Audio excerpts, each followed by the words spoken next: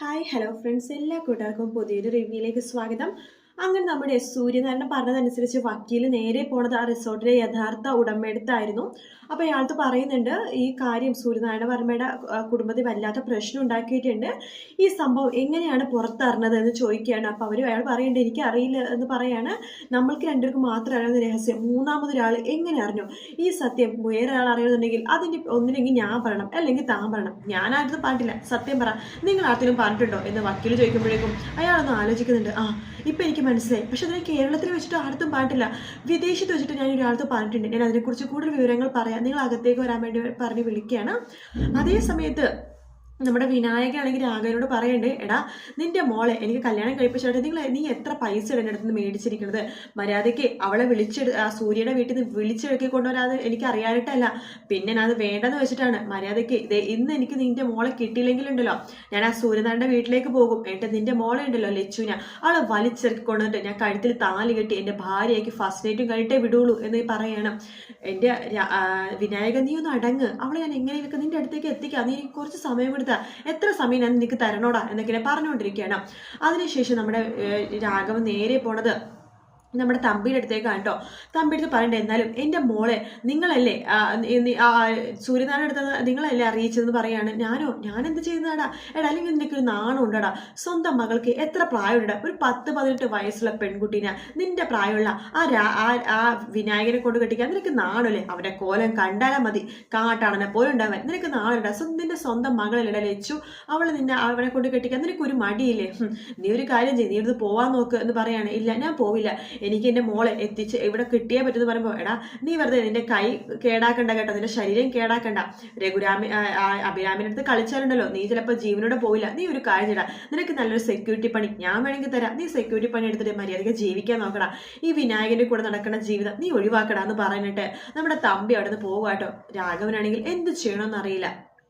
അതേ സമയമാണെന്നുണ്ടെങ്കിൽ നമ്മുടെ അപ്പി ചോദിക്കേണ്ട ജാനകി എടുത്ത്, ജാനകി ലച്ചു ഇതുവരെ റെഡി ആയില്ലേ? അവളൊന്ന് ശരിക്കും റെഡി ആവട്ടെ, വലിയ വലിയ ആൾക്കാർ പഠിക്കുന്ന കോളേജല്ലേ, അവളൊന്ന് അണിഞ്ഞൊരുങ്ങി വരട്ടെ എൻ്റെ അഭിയേട്ട എന്ന് പറയാണ്. അപ്പോഴേക്കും നമ്മുടെ ലച്ചു വരുന്നുണ്ട്. ലച്ചു തന്നെ സുന്ദരിയായിട്ടുണ്ടല്ലോ എന്ന് ജാനകി പറയാണ്.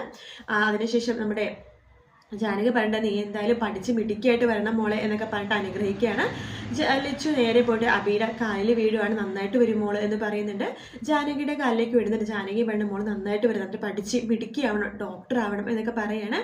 ശേഷം എന്നാൽ ശരി ജാനകി ഞങ്ങൾ ഇറങ്ങുവാണെന്ന് പറഞ്ഞിട്ട് ലച്ചുവിനെയും കൂട്ടിക്കൊണ്ട് അബി അവിടെ നിന്ന് പോകുവാട്ടോ. ലച്ചു അഭിയും പോയി കഴിയുമ്പോഴേക്കും നമ്മുടെ അമ്മൂമ്മയാണെങ്കിൽ മുത്തശ്ശി ഓടി വന്നിട്ട് നമ്മുടെ അപർണയുടെ അടുത്ത് പറയണ്ടേ, അപർണയെ നമ്മൾ പ്ലാൻ ചെയ്ത പോലെ തന്നെ എല്ലാം നടന്നു. ലച്ചു ഇവിടുന്ന് കെട്ടി അഭി തന്നെ അവളെ കൊണ്ടേ ആക്കിയത്. അവളെവിടെ പോയി? അവള് വല്ല ഓർഫനേജിൽ കൊണ്ട് ആക്കാൻ പോയിട്ടുണ്ടാവും. ആ ജാനകി നിന്ന വല്ല ഓർഫനേജിലും അവനെ പരിചയം ഉണ്ടാവുമല്ലോ, അവിടെ വല്ല ആക്കാൻ വേണ്ടി കൊണ്ടുപോയതായിരിക്കും. മുത്തശ്ശി പറഞ്ഞ സത്യമാണോ? പിന്നെ സത്യം അല്ലാണ്ട് അബി ഇപ്പൊ വിളിച്ചോണ്ട് പോയത് ഞാൻ കണ്ടേ ഉള്ളൂ. സമാധാനം, ആ ശല്യം കൊണ്ട് പോയി കിട്ടി എന്ന് പറയാണ്. പിന്നെ അല്ലാതെ എൻ്റെ ബന്ധത്തിലെ വകയിൽ അവളോട് ഒന്ന് കുടിയേറിയത്, എന്തായാലും അവൾ പോയത് നന്നായി എന്നൊക്കെ പറഞ്ഞുകൊണ്ടിരിക്കുക. നമ്മുടെ പൊന്നു അങ്ങോട്ടേക്ക് വരും കേട്ടോ. പൊന്നുവിനോട് മുത്തശ്ശി ചോദിക്കണ്ട്, പൊന്നു നിന്റെ ലച്ചു ആൻറ്റി പോയടി, ലച്ചു ചെറിയമ്മ പോയി, ഇനി ഒരിക്കലും അവൾ ഇങ്ങോട്ടേക്ക് വരില്ല, നിന്റെ ലച്ചു ചെറിയമ്മ പോയടി എന്ന് പറഞ്ഞ് സന്തോഷിക്കുകയാണ്. അയ്യോ, ലച്ചു ചെറിയമ്മ പോയതെന്നല്ല, അച്ഛൻ കൊണ്ടുപോയതാണ്, ലച്ചു ചെറിയമ്മ ഡോക്ടർ ആവാൻ പോവാണ്. ഡോക്ടർ ആവാനോ? നിന്നോട് ആര് പറഞ്ഞു? അമ്മയും അച്ഛനും പറഞ്ഞ ഞാൻ കേട്ടല്ലോ ഡോക്ടർ ആവുമെന്ന് എന്ന് പറയുമ്പോഴേക്കും നമ്മുടെ മുത്തശ്ശി അവരുടെ അടുത്ത് പറയണ്ടേ, ഡോക്ടർ ആവണമെങ്കിൽ എൻട്രൻസ് ഒക്കെ പഠിക്കണ്ടേ മോളെ? ഇപ്പം എനിക്ക് കാര്യം മനസ്സിലായ മുത്തശ്ശി, അവളെ എൻട്രൻസ് പഠിപ്പിക്കാൻ വേണ്ടി അഭിറാം കൊണ്ടുപോയതായിരിക്കും, എല്ലാ പ്ലാനും വെറുതെ, അല്ലെങ്കിൽ നിങ്ങളെ കൊണ്ട് പറയാൻ മാത്രമേ കൊള്ളൂ, നിങ്ങളെ കൊണ്ട് ഒരു ഉപയോഗവും ഇല്ല എന്ന് പറഞ്ഞിട്ട് പറഞ്ഞ ദേഷ്യത്തോട് കൂടി തന്നെ അകത്തേക്ക് കയറി പോവാട്ടോ. അങ്ങനെ അഭി ലച്ചുവിനെയും കൂട്ടിക്കൊണ്ട് കോളേജിലേക്ക് ഇങ്ങനെ പോകുവാണ്. അത് നമ്മുടെ വിനായകനും രാഘവനും കാണുന്നുണ്ട്. എടാ രാഘവ, നിന്റെ മോളല്ലേടാ വണ്ടിയിൽ കയറി പോണത്? ശരിയാണല്ലോ, കൂടെ അഭിരാമം ഉണ്ടല്ലോ. എടാ ഇപ്പൊ തന്നെ അവളെ തൂക്കിയെടുത്തോണ്ട് നമുക്ക് കൊണ്ടുപോടാ, വേണ്ട ഇപ്പൊ ഒന്നും ഇടപെടണ്ട എന്ന് നമ്മുടെ രാഘവൻ പറയണം. ശേഷം സൂര്യനാരായണന്റെ അടുത്ത് നമ്മുടെ വക്കീല് വരുവാട്ടോ. അതിനുശേഷം പറയണ്ട്, അതെ എൻ്റെ മോൾക്കും കൂടി അവകാശപ്പെട്ടതാ നിങ്ങളുടെ ആദ്യ ഭാര്യയിലുണ്ടായ മോനോ എഴുതി കൊടുത്തത്, അത് ആരോട് ചോദിച്ചിട്ടാ ചെയ്തതെന്ന് പറയുമ്പോൾ സൂര്യനാരായണ സൂക്ഷിച്ച് നോക്കുവാനായിട്ട് പറയുന്നുണ്ട്. എൻ്റെ മോൻ എനിക്ക് അവകാശപ്പെട്ടില്ല സ്വത്തിൽ ഒരു ഭാഗം കൊടുത്തുകഴിഞ്ഞാൽ നിങ്ങൾക്ക് എന്താ എന്നിങ്ങനെ ചോദിക്കുകയാണ്.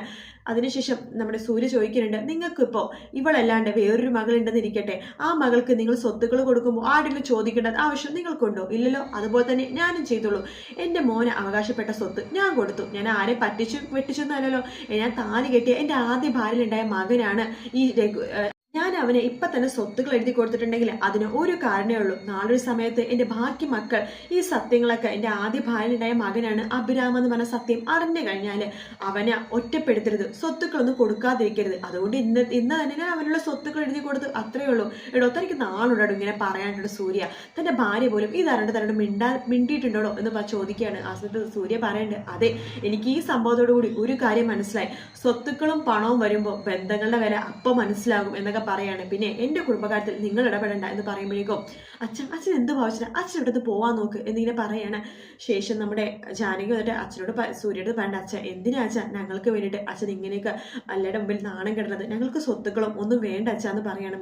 മോളിങ്ങനെ തളരരുത്, മോള് വേണം ധൈര്യമായിട്ടിരിക്കാണ്ട്, ഈ വീട്ടിലെ മൂത്ത മരുമകളാ മോള്, ആ ഒരു ധൈര്യം തൻ്റെ മോള് കാണിക്കണം എന്ന് പറഞ്ഞിട്ട് ജാനകീന നമ്മുടെ സൂര്യനാരായണ സമാധാനിപ്പിക്കുന്ന ഭാഗത്തോട് കൂടിയിട്ടോ എപ്പിസോഡ് തീരുന്നത്. വീഡിയോ ഇഷ്ടപ്പെട്ടെങ്കിൽ ലൈക്ക് ചെയ്യുക, സബ്സ്ക്രൈബ് ചെയ്യുക, കമൻറ്റ് ചെയ്യുക. മറ്റൊരു വീഡിയോ ആയിട്ട് വീണ്ടും കാണാം. Take care, bye bye.